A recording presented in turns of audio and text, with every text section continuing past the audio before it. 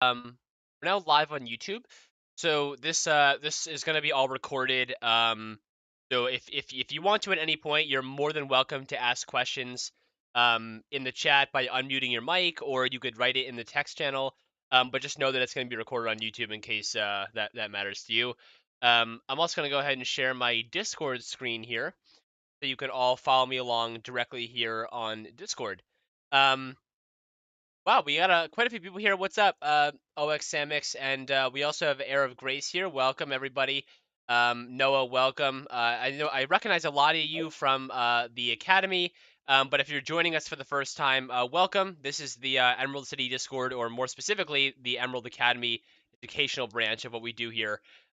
So today is an intro to Cadence, which just means I'm going to do my best to give you a very, very low-level understanding of the Cadence smart contract language, um, and how it differs a little bit to things like Solidity in the EVM world.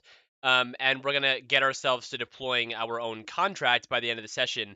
Now, I also want to note this is part one of a five-part series. So next week we're going to be diving much more into Cadence code. But again, today is more of an intro. There's going to be a lot of introductory concepts for those of you that have even coded before in other languages. This is going to make a lot of sense to you. But I'm designing this also for people who have never coded, so that it's accessible to everybody. So without further ado, let's jump into this. So first of all, and again, ask any questions in the chat or unmuting your mic.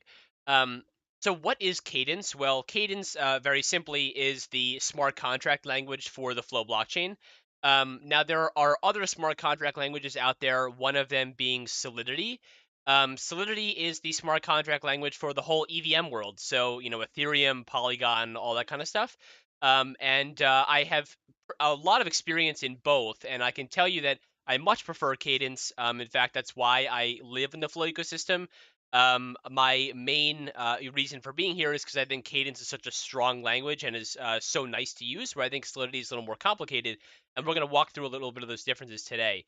Um, so let's talk a little bit about what a smart contract is. This term gets thrown around a lot, but not a lot of people actually know what it's doing. A smart contract is essentially two different things. It's one, and I'm laughing at that GIF in the chat. One of them is it's a place to store data. So that means that, data about your NFTs or how many people have minted a token or where your token lives, right? All these different pieces of information, this lives on chain. And, part of the blockchain idea is that this all this information is public. So, theoretically anyone should be able to go into the blockchain and see, oh, who has this NFT, or how many NFTs do you own, or do you own an NBA Top Shot moment with a series of two? All these different questions, right? This all lives on chain and it's public. So, of course, when you say it's all public, you have to mention that you never want to be storing private information on the chain, right? Because anyone can access it at any point in time. So, yeah. So, that's what a smart contract is. It stores data, and in addition to that, it exposes certain functionality to read that data and to modify that data. So, for example, if a smart contract, let's actually take a look at the EVM world here. Let's say a smart contract has a greeting inside of it. A greeting is just, let's say it's a variable, which is just a piece of information that's storing the string "Hey there," right? So it's just a piece of data that is equal to "Hey there." What you'd be able to do is you'd be able to make a function to read that greeting, and you'd also be able to make a function to change that greeting or to mutate that data, so that if I wanted to change it to bonjour or whatever other greeting I wanted to do, I could store it there. Now, of course, this is the little map between EVM and Flow. So in the EVM world, things are a little bit, I guess, like from an architectural standpoint, it's a little simpler, and the reason for that is because the smart contract, right, is just a bunch of code. It's just a bunch of, you know, that's all it is. It's just a bunch of code that we deploy to a certain account. And so when we're looking at this, it's just a contract. It's called Hello World. It has a variable inside of it called Hey there, and then these boxes just represent maybe some functions to read and change that data. And that's all it is. So if you wanted to change that data, you would simply just, in code, right, you with some complicated code that we'll learn about, you would just call a function to read that data or to change it. So the person which sits over here, let's say this is you, right? You're this little ugly stick figure over here. Of course, beautiful in real life, but ugly in the drawing. You would just call into the contract and say, you know what, I want to read that data. So you call right into the contract. Or if you want to change that data, if you want to change it, you go here. If you want to read it, you go here. So this is how it works in the Solidity world. In the Flow world, it's actually very different. The way that it works on Flow is you have a smart contract that, again, let's say the smart contract has a greeting variable that contains the string "Hey there." The architecture is a bit different because in the Flow world, there's actually like a middleman. So the smart contract lives over here, and then we have this middleman layer, which is these boxes, and these are transactions and scripts. So transactions call into the contract to change data, and scripts call into the contract to read data. And so what happens is you are the person that sits over here. You're a little better looking this time. Maybe we have some hair. And this person calls into transactions to change data, right? Oh, did the stream go down? Hold on, let me try and share it again. I don't know why Yeah, that's weird. down. Oh, thanks guys. Thanks for letting me know. As if, can you see it again? All good? Yeah, it's good. It's good. Awesome. Thank you. I'm not sure where it cut off, but I think just in case anyone missed anything, what I was saying is that in the Flow world, we have this middleman layer, right? And so you as the person, instead of calling directly into the contract like you do in the Solidity world, on Flow, you call into this layer. And so if you want to change data, you call into the transaction, or if you want to read data, you call into the script. And then from there, these two pieces of code will then call into the contract. So even though it seems more complicated, the truth is that it actually makes things a lot more logical because you can separate your code out into nice little chunks. And again, transactions change data and scripts read data. That's the main portion of this section.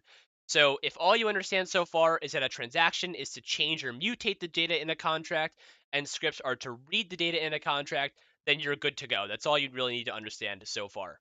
So, any questions on this architecture? And I like to jump into examples very quickly. So we're actually going to jump into some code like right now, and maybe that should help you imagine this stuff in real life. But any questions on this model yet, or maybe some differences between Flow and EVM? I'll pause for just a couple seconds here. I do have a question related to transactions and scripts. These have to be written like in the front end, for example, in order to interact with the smart contract. Yeah, so the transactions and scripts, right? So they can be written wherever you want, actually. But the difference is that transactions and scripts are also written in Cadence. So whereas in the EVM world, you would call some sort of like JavaScript code or something to call into the contract. In Flow, transactions and scripts are also written in Cadence, and you'll call these from the front end or back end or whatever the user is. Okay, okay. All right, great question. Thanks for that. So let's jump into it. So we're gonna take a quick break from transaction and scripts. We'll come back to this, but let's explore a little bit more about how to just deploy our own contract, and let's do that now. So I'm currently at the Flow Playground, so I'm going to put this link in the chat. It's play.onflow.org. So if you want to follow along on your own computer or you want to do this later, the Flow Playground is a great way to do this. So all I've done so far is I went into account one and just deleted all the code. So we're going to start from scratch. So let's make a contract. And the way to do that is to write pub contract hello world, and then we're going to open up some curly brackets. So this is some, very basic code. And don't worry about what pub means yet or anything like that. We'll explain more about what these little keywords mean, but just know that when you make a contract, you always write pub contract and then the name of the contract, which in this case is hello world. And what we want to do is we want to give this contract a little piece of data, okay? And so we're going to store that in what's called a variable. So a variable is what stores data. So let's say pub let greeting be a string, okay? So this is a little bit complicated if you've never coded before, but essentially what this is saying is, again, ignore pub. But this is saying we're going to make a new variable, which is what let means, and the variable's name is going to be greeting. So the variable's name is greeting, and the reason we put colon string is because this is the type of the variable. So string, I'll put string is the type of this variable. So what a string means, do people want to put some examples of strings in chat? Um, a string is just basically text. It's any sort of text. So it could be the character A. It could be hello. It could even be strings of numbers, but it's basically just text. Okay. So that's all that gets stored in a string. Now this is different from, let's say we wanted to make this what's called an int stands for integer. So this could be the number 1, the number 10, negative 1,000. So they're different types of data. So we're going to make a string. And then in Cadence, the way that you initialize this variable is you write this little init function. Let me try. So we're going to initialize this variable. Now, again, this is different if you're coming from the Solidity world, where in Solidity, you would just write pub like greeting equals like hey there, but you can't do this in Cadence. You actually have to give it a type, and then you have to have what's called an init function, which gets run when the contract is deployed. And we can say self.greeting equals hey there, okay? So we just made a contract. It's that simple. And again, all that we've done so far is we made a contract called hello world. We made a piece of data called greeting. That's a string type. And when the contract gets deployed, so when the contract gets deployed, this function is run. So when I click this deploy button, it's going to run this init function and say, okay, our greeting equals hey there. Any questions so far on this? You all good? And don't be afraid to ask, even if it's a super basic question. I know that some people in here haven't coded before, so we're here to help. But yeah, that's all that happened so far. Cool. So we're going to go ahead and deploy this contract. So I'm going to deploy it. And what I just did is this contract now lives inside of this account with address 0x01. Now, in the real world, an address would look something like this. It looks like 0x921E, a bunch of letters and numbers. On the Flow Playground, it's much more simplified. So it's just 0x01, 02, 03, just to make things easier. But just note that this is what an actual address usually looks like, okay? Um, cool. So now we want to read this greeting. So let's say we're some user and this contract was deployed by someone else, and we want to read into this contract and see what lives inside this greeting variable. Would we call a script or would we call a transaction? Can people type their answer in chat? Want to read this data?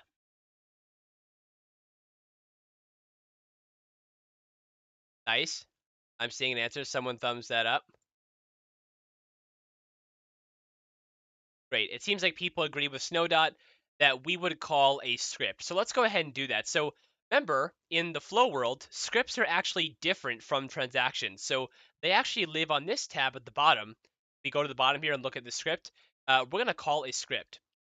So the point of this script is to call into that hello world contract and read this greeting. So let's go ahead and do that together. But first of all, the question is, how does this code know where to look? And the answer is we have to import this contract to be able to tell this script where to look for the greeting. So let's import, you write import the name of the contract, which is hello world, from, and then the address of this contract, which in this case is 0x01, because the contract hello world lives at this address. All right, so that's good. Now, the next question is, how do we actually read the data? Well, what we can do is, this is just a simple function, and we want to return to the user. Return just means what data we're giving back. So we want to return hello world dot greeting. So all this means is we're going into the hello world contract and doing dot greeting, which will get the value of our greeting string. So we're getting an error here. It says mismatch types expected void got string. The reason is because we haven't told our script what the type of this return value is. What is the type of the value we're giving back? Anybody know? What is the type of the thing that we're returning here? Right. Great. So Cheetah got it. I know I see Snowdot's typing. I guarantee Snowdot will get it right. Um, good. I'm glad everyone's getting it. So the type is a string. So you put a colon and then string. So this tells our script we're going to return a string type. So if we go ahead and execute this script, we see in our console, I know it's a little small. Let me try and increase it a little bit. It says value, hey there, and it's a type of string. And this is exactly what we would expect because if we go into our contract, we see we initialize greeting to hey there. And so that is the value of our variable. So all is good in the world. We did a good job. We all cool on that? All right. We should be all right. So that was a basic example of a script. Now imagine that in this example, right, I'm the person, right? So I am this really good looking person over here. And when I click execute, what's happening is I'm calling into the script with this arrow, and then the script is calling into the contract with this arrow, right? So that's the exact model that we just did. And now we're going to do this with transactions instead. So we're going to call into a transaction. Transaction is going to call into the contract. All right. So I see Monster Smasher typing a question, but I'm gonna keep going, and whenever that question pops up, I'll answer that in chat. Um, so great. Now the cool thing about contracts, right, is that they only allow you to do what you defined in them. So in this example, in this contract, we have a greeting variable and a way to initialize it. However, we don't have a function to change it. There's no way for us to be able to change this data. So it's impossible for a transaction to call into this contract and change the data because at the end of the day, this is important. At the end of the day, the smart contract decides what is possible. So even though the transactions and scripts are calling into it, they can't decide how we manage or deal with this data. The smart contract has the ultimate say. So because there's no function to change the greeting, we can't change it. So let's actually try and add some more code to this contract to be able to change it. So let's make a function called change greeting, and you make a function with pub fun, that stands for function, the name of the function. We're going to open up some little parentheses here, and then some brackets, okay? And what we want to say is we're going to change self.greeting equal to a new string. So let's say this new string is goodbye. So we're going to change it from hey there to goodbye. Okay, I'll come back to this later why I had to change that, but rather for now. So we're going to change it from hey there to goodbye. All right. So let's go ahead and redeploy this contract. So now we just redeployed it. Now redeploying is super easy on a local emulator, but we just updated this contract to be this instead. Okay, so awesome. So let's go into a transaction now, and let's figure out how to change this. So if we go into a transaction, let's import hello world from 0x01, and then in the execute, this is what a transaction looks like. Don't worry about what it looks like for now. Just follow along with what I'm doing down here. We're gonna say hello world dot, and then we need to call the function. And actually, what's cool with the playground is when you type dot, it gives you some options. And we want to call this change greeting function. So we're going to click here, and that's it. Okay. So just to confirm, let's run the script, and we see the value is hey there, right? Now we're going to go to the transaction. We're going to call this. We can do it from anybody. Let's just sign it from account one. Let's send it. And let's go back to the script and execute it again. And you see the value changed. So now the value is goodbye. So we properly updated this change greeting variable, and success, right? Pretty cool stuff. So now what we want to do is what if instead of just changing it to goodbye, right? Because this is pretty boring. That means that now forever it just can only be changed to goodbye. What if we want to change it to any type of string we want? Well, what we can do is we can pass in a greeting or a new one that's also a string type and set it equal to new greeting, just like that. So now we're setting our greeting in the contract equal to the new value that we're passing in every single time. So let's redeploy our contract, go back to our transaction, and we now have to pass that value into this change greeting function. So let's pass in new greeting, and we can actually make a transaction argument called user input string and just pass the user input through. So what this means is the playground will now give us a little box, and we can type in this box. So let's say we type in hi Raven. This input will go to here inside the transaction argument, and then we'll take user input and pass it through here, and that will be our new greeting. And then inside our contract, it'll take that greeting right here and set it equal to the variable in our contract. So let's go back. Let's type in hi Raven. Let's send it. All right, it looks like it went through. And now if I go to my script and execute again, we see hi Raven. So we can now set the greeting to whatever value we want. And Raven waved hello in the chat. Awesome. Everyone's still following along. I'm gonna put a little thumbs up in the chat. If you're doing all right, then thumbs this one up. If you want me to slow it down, then you can thumbs it down. Or if you just have any questions. All right, looks like everyone's doing pretty good. How many primitive data types are there? That's a good question. There's quite a few. I mean, there's address, there's string, there's integer, all types of integers. Uints, ints. There's fixed numbers. Um, there's quite a few. I'll try and cover a lot of them today. Cool. So that is our contract. All right.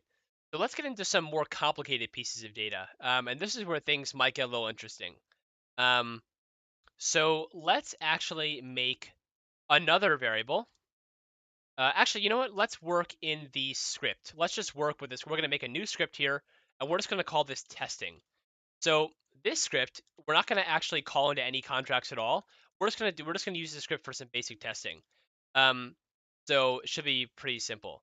So let's actually make I've already showed you what like let's say let text be a string. This is a string type. It's like hello. We also know let number, we can make an integer, and this is like, let's say 10. Let's say we want to make an address. This is an address type, which equals, let's say 0x01, or remember in the real world, it would be a much longer one. Or we could say let float be a ufix 60, or let's just say a fix, and this is equal to like 1.0. Cool. So there's a lot of different types we can use. Now there's another one called an optional type. And then optional type, this is a little strange, but if you've coded in like JavaScript or whatever, you'll understand this. An optional type is something that looks like this. So you'll notice that it's actually it's actually quite similar to number. In fact, let's just take number and put it down here so we can look at it side by side. They both have an int at them, right? So let's say this equals 10 and this also equals 10. The only difference is that this one has an int question mark, and this means it's an optional type.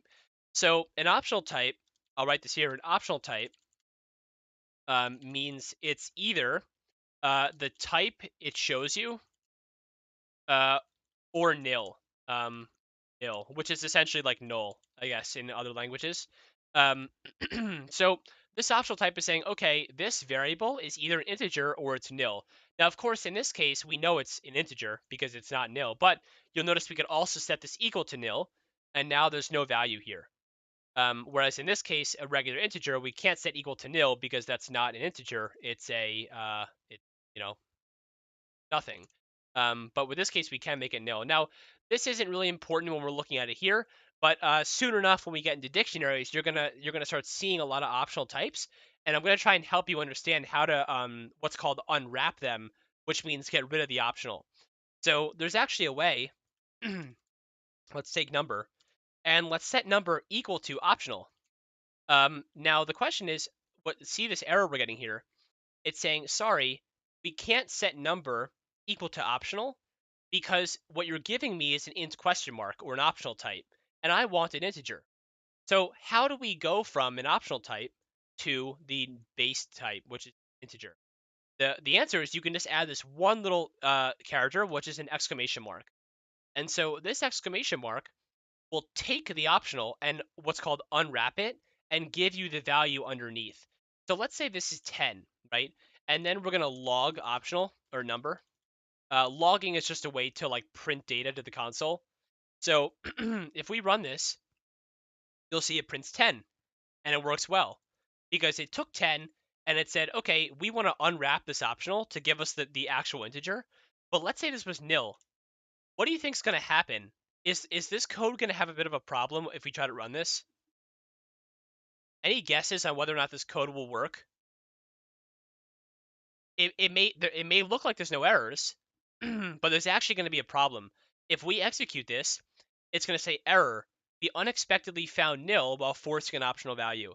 And the reason for that is because when you use what's called the force unwrap operator, so this character, the exclamation mark, is called the force unwrap operator. When you try to force unwrap an optional, it's just going to panic and abort the program. So it, in a sense, it won't do anything. It'll just panic and it won't do anything. So that's what happens with optionals. So I just wanted to cover some of these basic primitive types, and then we're now I'll start getting to a little bit more complicated stuff. So let's say we wanted to define an array, right? So an array is another sort of simple thing we need to learn. So let's say we want a list, and the list is going to be an array of integers, 1, 2, 3, 4, 5. Boom. Pretty simple. So for those of you that haven't coded before, an array is basically something we use to define a list. So it's a list of elements. So in this case, this list variable is a list of 1, 2, 3, 4, and 5. Raymond says, is there if in Cadence or used to handle nil? Is there if in... Oh, I think you're saying, is there like an if statement? Like you can say like, is there if... Yeah. So let me go back to that example really quick. Answer your question. So let's say in this case, we could say, um, you know, if optional does not equal nil, then we can unwrap it because we know it's not going to be nil, like that. And then you could say, else you do something else. But yeah, there is a way to tell if it's nil like that, if that was your question. Yeah, of course. Okay. Let's go a little farther forward. Oh, okay, let's go back to the list. So let list be an array of integers. And by the way, this is how you denote the type. So with arrays, you want to do like brackets and then the type of the array inside. So 1, 2, 3, 4, 5. Cool. Now, what we can do is, in Cadence, we want to access a certain element here. So let's say we want to access the way that arrays work is you index into them. And in code, the first one is always index of 0. So maybe actually this is a little bit confusing. Let's make it a list of strings, and let's just say, hey, hello, goodbye. Okay. So this has index of 0, this has index of 1, and this has index of 2. So it starts from 0 and grows. So let's say let greeting equals list at 0. What do people think the value of this is? If I were to log greeting here, what is it going to print to the console? Yeah, it's going to print hey, right? Because that's the 0th element of the array. What if I did 2?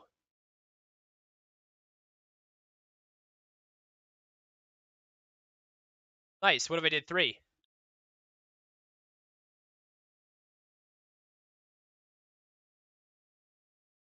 Black hole, yeah. Nothing. So if I do 3, it gives us a problem because it says, sorry, it's out of bounds. So array index out of bounds, 3, but size is 3, right? So we can't go out of the array because it doesn't make any sense. But it seems like you guys got it pretty easily. So let's try something else. What if we want to add to this array? Let's say list.append, and we can make another one. Let's say bonjour, right? And then if we want to log list.length, what will this print to the console? The length of the list.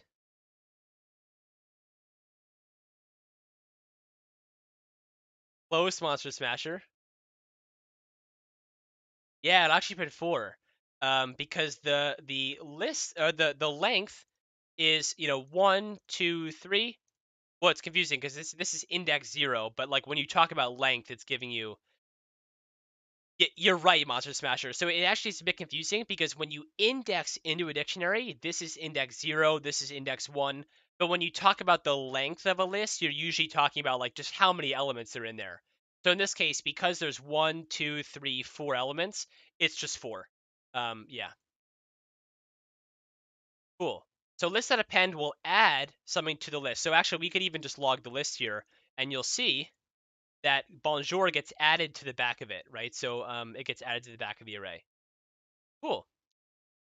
And I believe we can also use remove. Yeah, you can also remove, and it says remove at. Right, append adds to the end of the array. Exactly, Raven. We can also try to remove, and you can give it an index. So let's say I remove at 1. What is the list going to look like if I do this? What are the elements of the array going to be if I remove at 1? Good, Raven. Nice. So if I execute this, we should see that it says hey, and then goodbye, because it removed hello, because hello is in index 1, and then we remove. That's why we. Cool. So let's go to another type we want to learn, and we're gonna call this what do we want to call this? Profiles, and we're gonna make what's called the dictionary. So a dictionary is actually kind of different, where a list is just an ever-growing, like I mean, an array is just a list of elements. A dictionary is a key value pair. Okay, so this is something where a certain key maps to a certain value. Now, in this case, the key is a string and the value is an address. Yeah, it's key value pairs. So I'll give you an example. So a dictionary could have, for example, Bob maps to 0x01. Um, Monster Smasher maps to 0x02. However, there's no ordering, so this could be yeah, it's this could be whatever. So any key maps to any value. Now the trick here is that you can only have one. Like you can't have Monster Smasher in here twice, right? So in the dictionary, Monster Smasher can't also map to 0x04, right? There can only be one key at a time, so this is impossible. However, there can be multiple values. So let's say we had Powell, right, can also map to 0x05. This is totally fine. So let's try and add that actually. So let's have this dictionary, and I'm going to format it a little nicer. And what we're going to say is exactly what we just did. So Bob maps to 0x05. Monster Smasher maps to 0x04. And Powell maps to 0x04. Okay. So we can log this. Go and log profiles. And we'll see. Right, here's the now, just a quick note, by the way, the playground is a little bit buggy. So when I put 0x05 here, it converts that to like an actual hexadecimal number. So it'll look a little different, but just note that it's doing it. It's fine. Cool. So let's say I want to read the address of Powell, right? So what we can do is we can log, or let let Powell's address equals profiles at Powell. All right, and we want this. We're gonna remember we're expecting to get an address back. However, look at this error. It says mismatch types expected address, but we got an address optional. How do we fix this based on what I said before? Remember I told you guys how to handle this?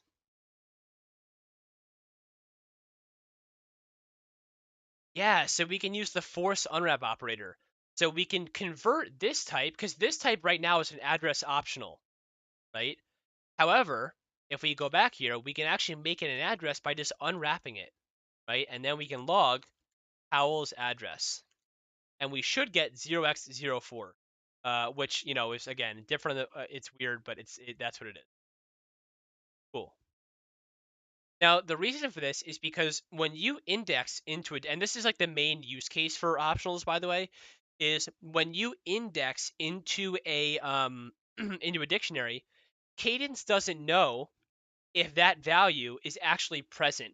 So, of course, we know because we're seeing it right here that Powell is inside of the profile. So we know this is always going to succeed, right? But Cadence doesn't know that. So what it's saying is, hey, when you index into this dictionary, it might be nil, right? It might just be nothing. And in that case, you have to handle it. So, for example, let's say we index into here and we try and look at Raven. Raven isn't a key in here. So if we go ahead and execute this, you'll see it's going to say, oh, we unexpectedly found nil. And in fact, what we could do is we could make this like, let's say address because it's not PAL anymore. Let's say we wanted to make this an address optional. We could actually remove the force unwrap and say, you know what, Cadence, it's fine if this thing is nil because we're expecting an optional type, but just show us it anyway. So if we execute this, you'll see it actually returns nil. Because when we index in, when we go into the profiles and we try and get Raven, it's not there, and so it's just going to print nil, right? So there it is. That is arrays and dictionaries for you. All right. Any questions so far? I'm going to put another thumbs up in chat. If you're following along just fine, then make sure to thumbs this up. If you're not, then thumbs it down, and I'll be here to answer any questions. I see we have a police reaction from Morgan. What's up, Morgan?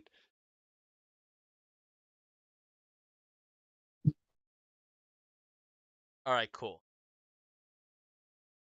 Welcome, Jingles. Good to see you.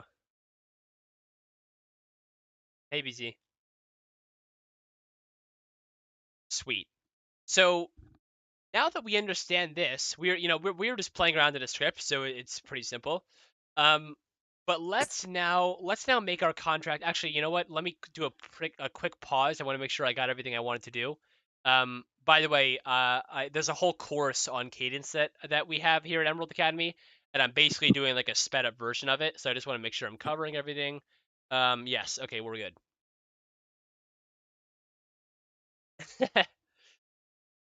Funny, Morgan. Okay. So let's make a little more of a complicated example. Let's say in our contract we want to let's redo it. So we're gonna make a contract called uh profiles. So let's just say profiles. And then we're gonna make an array called info. And this is going to have an info that maps a string to an address, right? Or let's just say let's actually say it maps an address to a string, right? And it says we're missing an initializer for field info. Then remember, what do I have to add here in a contract? What function do I have to add here that when we deploy this contract, we set info to a default value, right? A init. Good, good, good. So it's a init. So we add an init here, and let's say self.info equals, and we just want to set it to an empty dictionary at first because that's fine. Now we're going to make a function to add an info, and we're going to pass in an address and a name string. Okay, and we're going to say self.info at address equals name. So this is another thing you can do with dictionaries is you can say info, which is the dictionary, you curly or just normal brackets at the address, which is this variable, equals name. So we're going to set a value inside here. There's actually another way to do this. I'll show you. You can also do self.info dot insert. Really? The key is an address and the value is a name. So both of these two are exactly the same. There are times where you can only use this one as opposed to this one. That's why I think it's always best to just use this. And once we get to resources in the next workshop, I'll show you why you can't really use this one. But this is always a good one to use. So I also think this just makes it easier. You can see it just takes up less room. So up to you. But yeah, I have to mute here. Okay. Awesome. So there we go. That is adding info. So now what we can do is we can actually call into this contract and start setting this info. So let's redeploy this contract. Let's go into our transaction and we're going to import profiles, right? That's the name of the contract now. And we're going to take some input here. So we're going to take a user address, or actually, I'm going to show you something pretty cool.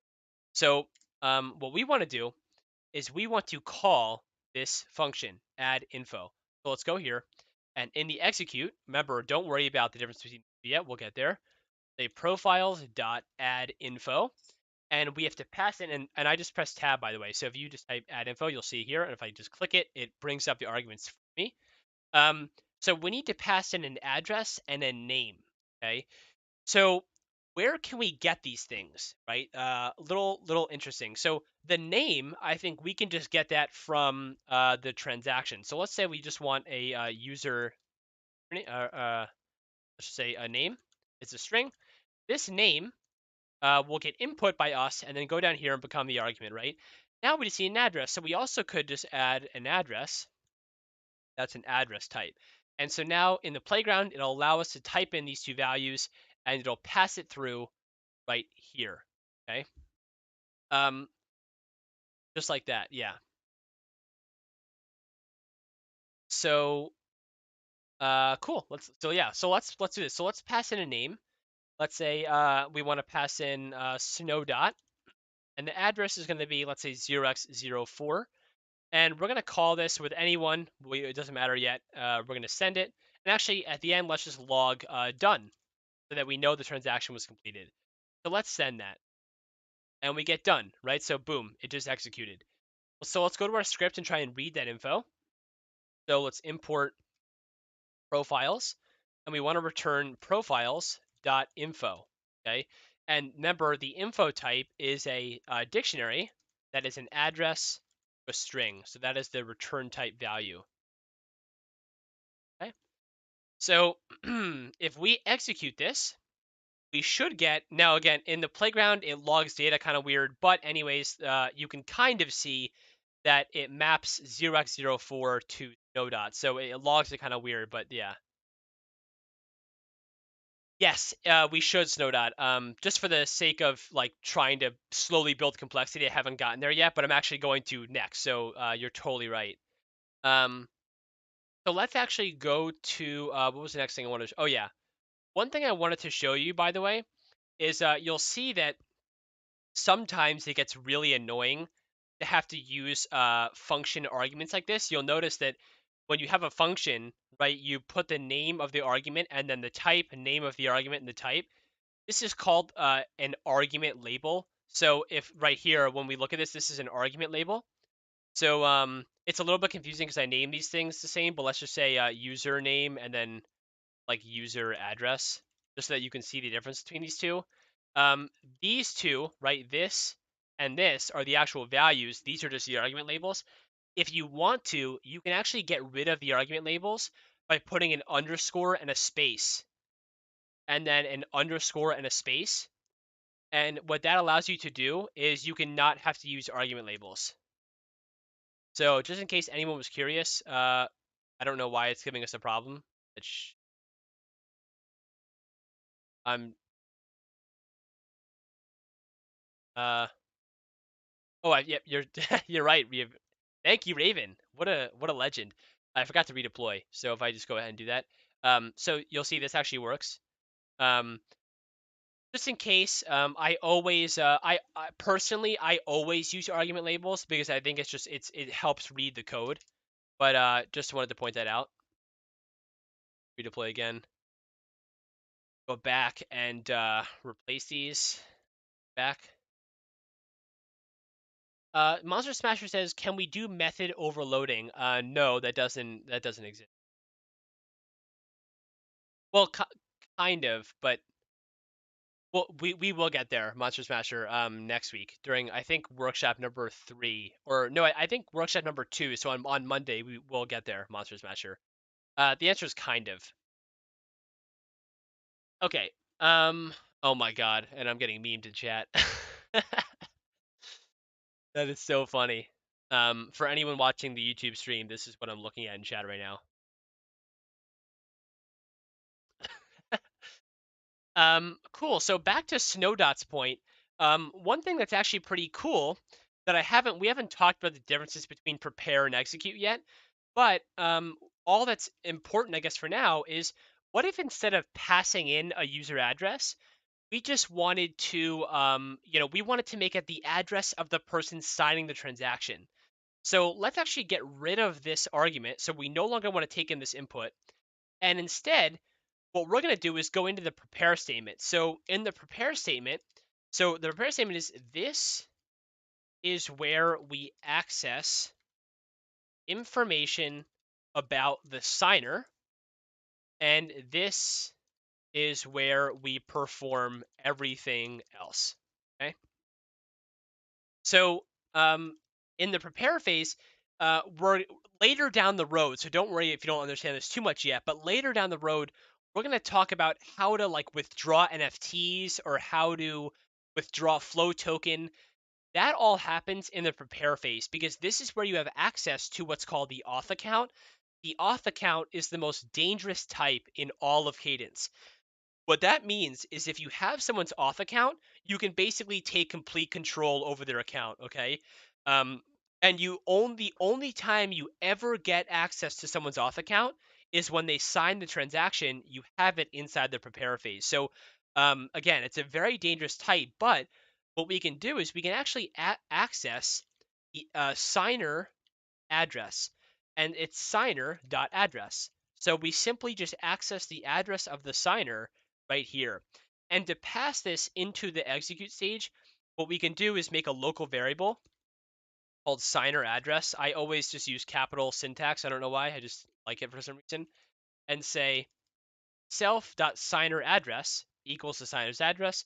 And then down here, instead of getting it from the transaction arguments, we can just say self.signer address. Okay. So what's gonna happen is if we pass in the username is Mateo. What's up, Mateo?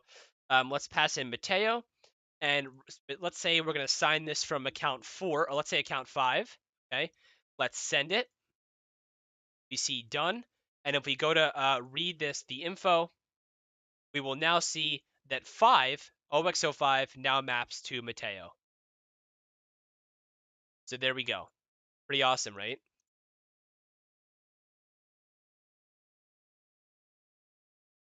So we only have 10 minutes left. I want to ask all of you a little bit of a security question here. Um, so using the current contract that we have, is it possible for someone to set my address to their name? Or, for example, to set like their name to my address? Is that possible? I guess what I'm saying is, if an entry exists in this dictionary, is it possible that like that person didn't actually put in that entry? Yeah, you're right. So exactly. So the thing is that I just wanted to make you all aware that just because, right, like just because we're in this stage right now where we got the address from the signer, that absolutely doesn't mean that like every entry in there was created by the signer, like um by the signer, right? I could sign this from account 3 and just pass in BZ, right? And of course, BZ didn't do this. I'm doing this. So we're going to get much more into how to actually make sure that like for example, if we only wanted people to be able to initialize their own profiles, that's a whole separate realm of access control and account storage that we're going to get into next week. This was just simply to show you how to add data to a dictionary and start to play around with transactions. But just keep that in mind as we're working with smart contract code. Is yeah, so I think you all understand. Okay, cool. So the last thing I want to get to in this workshop is the idea of structs. So basically what a struct is it's a way to put a bunch of different data under one type, your own custom type. So let's say we have a profile, and right now it only maps an address to a string. Well, what if we wanted to map the address to a whole bunch of data? What about their name, their favorite number, their favorite food, their favorite coder, me, right? Obviously, hottest developer, also me. Let's make a struct, and let's call this struct. You do that with public struct, and we're gonna call this profile info. Okay, and inside of profile info, we're gonna have a name, which is a string. We're going to have a fave number, which is integer. And we're also going to have a, I don't know, what's one more thing? I don't know. I'm totally blanking. Fave food, and that'll be a string too. Actually, dog. Okay, yeah. So pet name, and it'll be a string. Perfect. Okay. So what we need to do, and again, we're seeing this missing initializer for field name. So what do we remember? What do we have to do here again? Remember in Cadence, you have to set the value. So how do we set the value here? Right, init. So we have to add an init function. However, in this case, we don't want to simply just say that self.name equals some value because anyone should be able to create their own struct. So actually, this value is going to come from the arguments. So we're going to pass in a name, we're going to pass in a favorite number, and we're going to pass in a pet name, which is a string, right? Self.name equals name, self.favorite number equals favorite number, and self.pet name equals pet name. That for those of you, I've gotten questions about what does self mean. The simplest way I can describe it is that self is just referring to the thing above it. So if you have self that name, that's just referring to the value, at the layer above it. Yeah, it's like dot this exactly. Um, Whereas name is obviously just like the most local version of that, which is the argument here. Okay, so so instead of mapping an address to a string, we're now going to map it to a profile info. So you've noticed that again, if you haven't coded before, what's cool is that we've actually created our own type, right? And that's what the struct is. Um, so we can no longer do this. What we're going to do instead is we're going to pass in a profile. So let's pass in a profile, which is a profile info type, and then we're going to set this equal to. Okay, all good, all good. All right, let's deploy this. And now what we're going to do is inside of our transaction, we need to do a couple of things. We've already handled getting the signer's address. That's awesome. However, we want to have a user name. We want to have a user fave number, int, and a user pet name. I don't know why I'm prefixing them with user, but there we go. Cool. So this error is a little big. Let me actually, hopefully you can all still see this. That error was getting annoying. And we're going to pass in a profile here instead. So we have to now make a profile. So the way to make a profile is you can actually just say, let my profile equals a profiles.profile info. Okay, that's the type of this. So profiles, which is the contract, dot profile info. So again, this is the contract where the type is coming from, and then the actual type name. We can open up some parentheses here, and then we can start to initialize some of the values. So it's expecting a name, a favorite number, and a pet name. Okay, you can paste that here. A name, favorite number, and a pet name. The name can come, these can all come from the arguments. So the username, right? Favorite number, and the pet name. Boom. There's our profile. And now we can pass through my profile. Alrighty. So let's say the username is Samix. The favorite number, what's your favorite number, Mix? Got a favorite number? 9. Perfect. And do you have a pet? We'll just say cool dog, right? So this, and remember, so we're going to do this from account 2. All right, and we're gonna send this, and it says done. And so now, if we go ahead to our script, oh, remember the type is wrong now. It's now a profiles.profileInfo. We're gonna send this, and we get all the information. So weird, it's long and you can't really read it, but it's in there. Now we have 4 minutes left. The last thing I want to do is, what if we want to maybe define a helper function called getProfile? We can pass in an address, which is an address type, and return a profile info. Remember, the way you do return types is you put the colon and then the return type. And we're going to say return self.info at address. And look at this. We're getting mismatched types. Expected profiles.profileInfo, got profiles.profileInfo optional. So we have two options. We can either force unwrap it to match the type, or I always think a better way is to actually just make your return type an optional, because generally speaking, we want the caller, whether it's the client or some front end code or some back end code, we want the code to be able to handle the case where it's nil and not just like abort the entire program. So it's always better to actually expose the optional type instead of trying to like force unwrap it. Just my opinion. So let's expose that helper function. Let's redeploy here. And let's also, we have to, because we redeployed the state reset, so we have to now, we have to fill this in again. Cool dog, and this is 9. And let's send this. And if we go to our script, we should be able to, instead of returning a whole dictionary, let's just return a profiles.profileInfo and pass in an address and say return profiles.get profile. And this is actually an optional type. All right, so inside our transaction, I forgot what address we signed it with. I think it was account 2. So let's try it with account 2. Boom, and we get the profile. So we get the name is Samix, the favorite number is 9, the pet name is Cool Dog, and yeah, and so that's pretty cool. We could do some even cooler stuff. We could say, you know what, let's actually return just his name. So we can actually get the optional type here and then say dot name. Although what's actually pretty interesting is that you can't access a value on an optional type.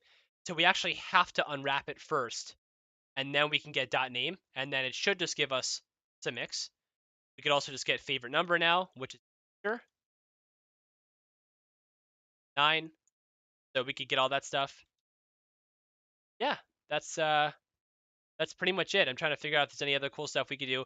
We could also just say let user profile equals the profile and say, let's just say, oh yeah, I mean, I guess, I don't know, that's all I wanted to show you. I'm trying to think of other cool stuff, but that's kind of it.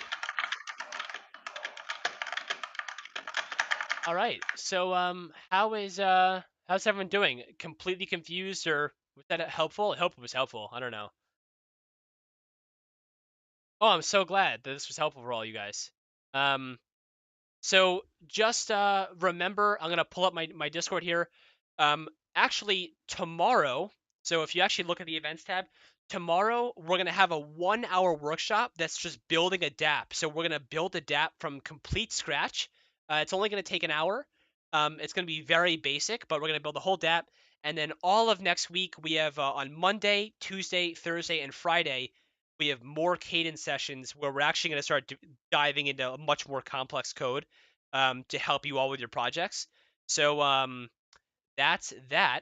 And on top of that, if you have any questions during the hackathon, even though I'm a judge, I know that like you might feel a bit weird because I'm going to be judging the projects, but my first priority is to help you actually learn and succeed.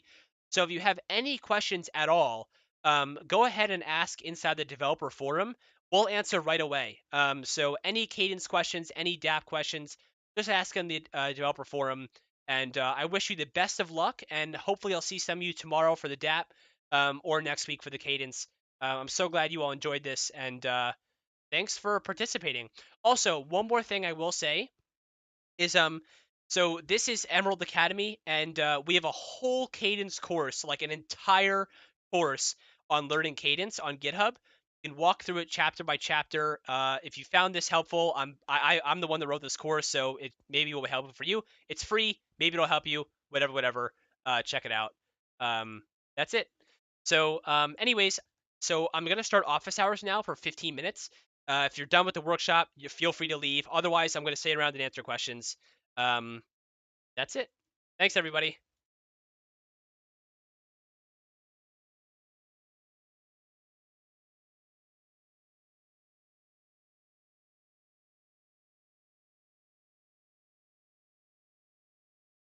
Thanks, pal. Thanks, Raven.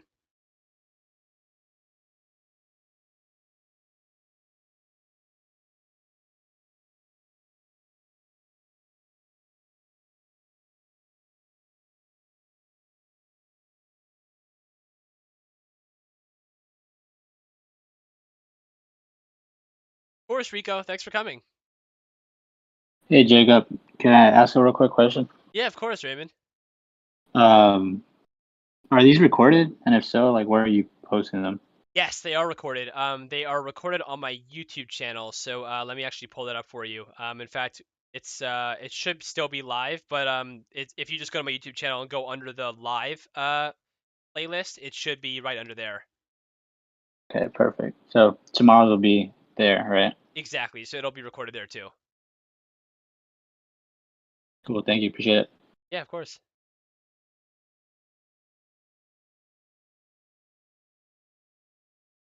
Oh yeah, I always forget I can just use that command, BZ. BZ. Hey. Sure thing, Falcon. Thanks for coming.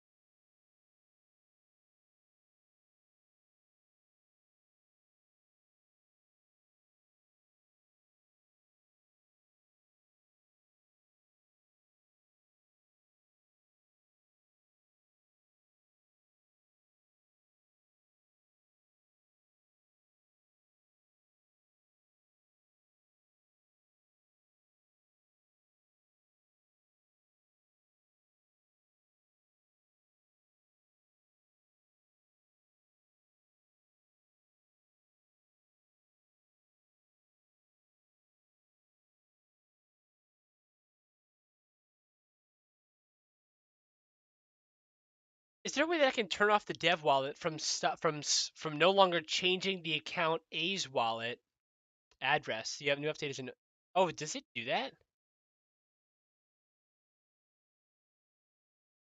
Yeah, yesterday when I tried it, like it just kept like every time I restarted the emulator, it would just keep like changing the wallet address of account A. So not the admin, but just account A. Oh, that's super annoying. That's super weird. No, I'm not sure. It's a bad update.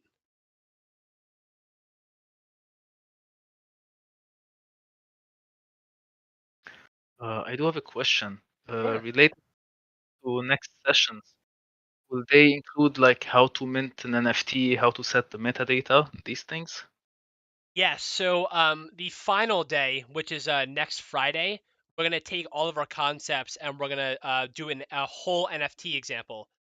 So minting all the metadata, all that kind of stuff. Yeah, but that's gonna be next Friday. Okay, okay.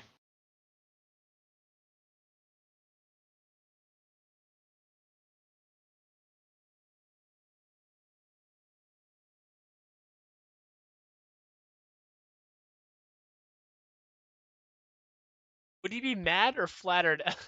Honestly, I'd be concerned because the DApp tomorrow is gonna be like a Hello World thing, so I think you'd get annihilated.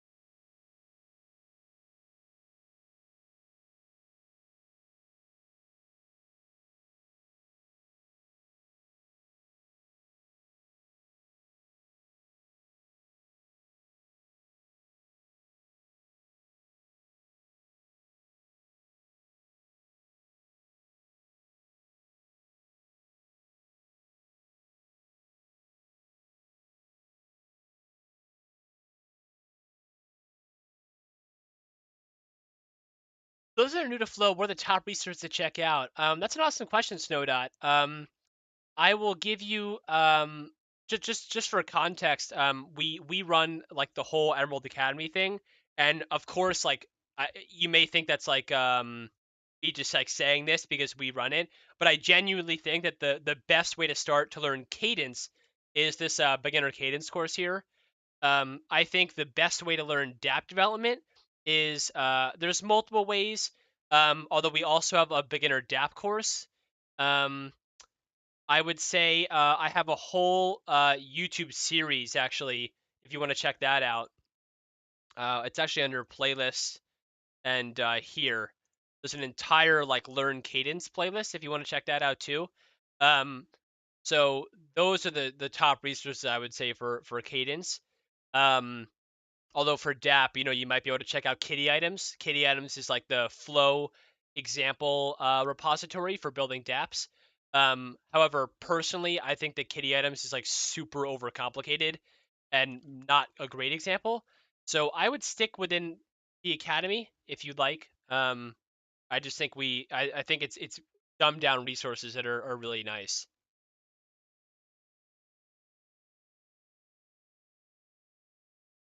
Also, Snowdot, in case you're curious, I'll actually show you. Let's see. I'll try and show you a little preview actually. Um, so, in addition to all the things I showed you, um, we're coming out with like a whole brand new website where we're going to try and give people like cadence by example, like a whole series of how to easily learn cadence too, which I think will be pretty exciting. But that's for the future. Is 1 week enough to get us going for the hackathon? Is cadence that easy? Um, I think it's yeah. So that's a great question. I think cadence is definitely easy enough to the point where after like a couple weeks, like you'll be able to make like a legitimate application. I think the only area that you probably like won't be able to succeed really heavily on is like making sure your contract is secure and making sure that like, you know, things are done the way they're supposed to be. But part of the hackathon is to allow like new developers to sort of learn the language and get basic applications out there. So yeah, I think it's certainly possible.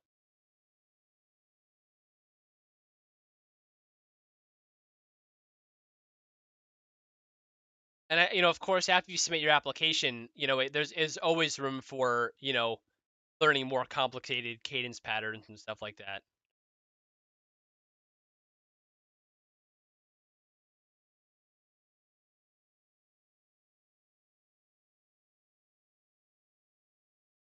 So yeah, definitely don't be intimidated, and I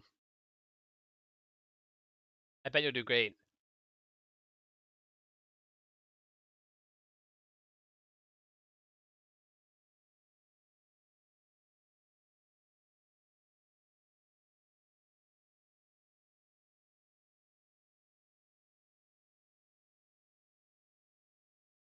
Darth Nubis asked about Memento. Oh, are you asking about the like the mirrored at XYZ thing we were building with Andrea? Yeah, we had to put a pause on that because Andrea got a bit busy, I got a bit busy, and we also are so far deep into developing Project Toucans right now that we just put a pause on it. But we will come back to that after Toucans is launched, so it will be there.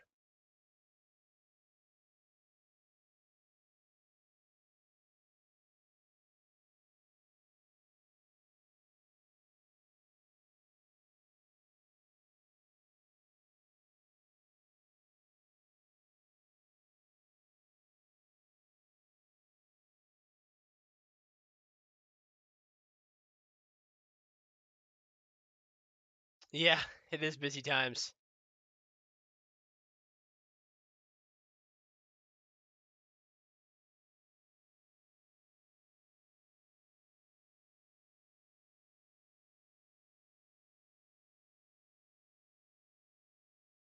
I'm super hyped for this actually. It's gonna be so cool.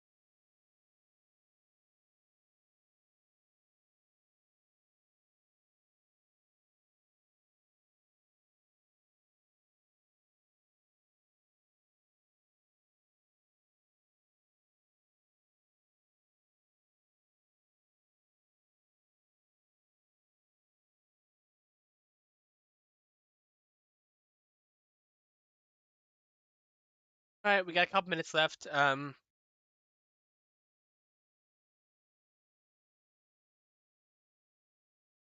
Otherwise, yeah. I wonder, are there any other scheduled meetings for the hackathon today? I don't think so, right? Or maybe there's one. I don't know.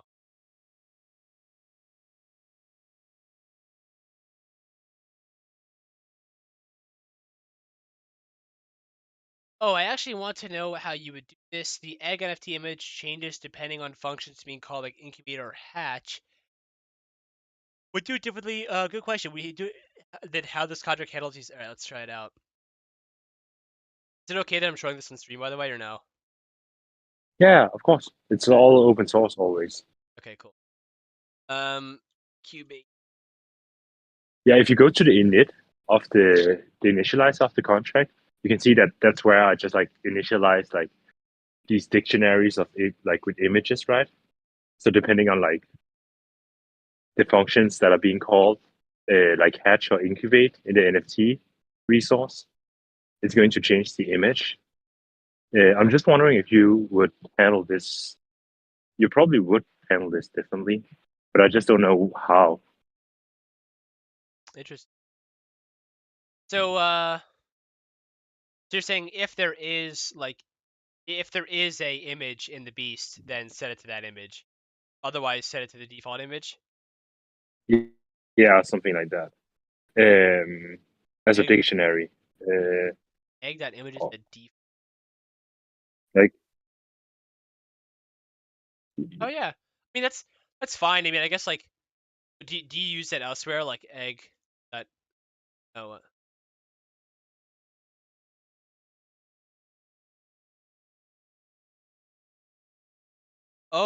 I see. Egg.image at basic beast at get beast template.l.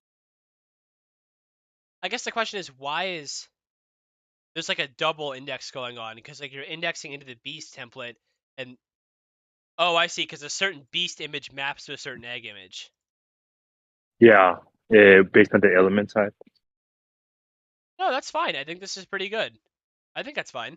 Oh, okay. I just thought maybe you would look at it and be like, that's like a dumb way to do it, and you would do it totally different. No, this is this is perfect actually. I like that you're using optional binding too. Yeah, I remember. I remember you really liked that. Like when the first time you mentioned it, like more than a year ago, that you just love optional bindings. Oh yeah, I love seeing it because it's like such a helpful feature of Cadence. It's perfect. Yeah, I like it. All right, great, thanks. Yeah. Cool, yeah, so that's the end of office hours today. Again, the next session is tomorrow for building a basic dApp. So tomorrow's workshop will be basically it'll just be building a dApp, and the only Cadence stuff we're going to use is going to be much simpler than the Cadence stuff we learned today even. So if you came to today's workshop, then you should have more than enough knowledge to understand all the Cadence tomorrow. So yeah, I'll see you all then. Have a great rest of your Friday. I'm so happy it's Friday. TGIF. Play video games, have fun, play with friends, annoy a family member, and yeah, see you tomorrow. All right, everyone, peace out. Bye. Bye.